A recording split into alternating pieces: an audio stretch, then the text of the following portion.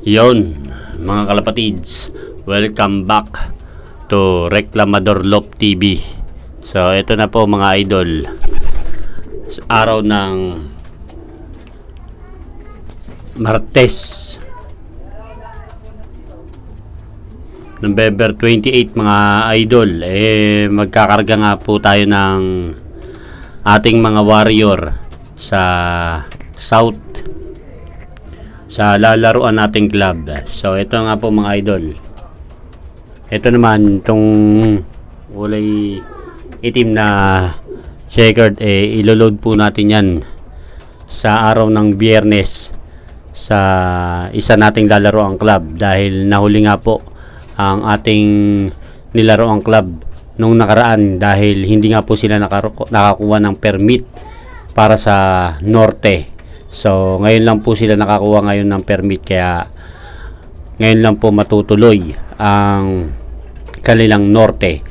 Last 2 laps nga mga idol. Heto, yan, last 2 laps, Burgos, Lawag, Ilocos Norte. Ikakarga nga po natin yan sa lalaroan nating club mga idol. Tapos sa huling lap po, sana pagpalain pa tayo sa Pagudpod, Lawag, Ilocos Norte. So yun po mga idol, yung checkered na yan, ang ring niya ay CPRC. So tandaan nyo po mga idol, iloload po natin yan sa araw ng Huwebes, kaya kinukondisyon po natin siya ngayong araw at papuntang Biyernes bago siya ikarga sa truck ng ating lalaroan na club. So sana makauwi po siya mga idol. Ang pangalan po niya ay Negra, dahil sunog na checkered po siya mga idol.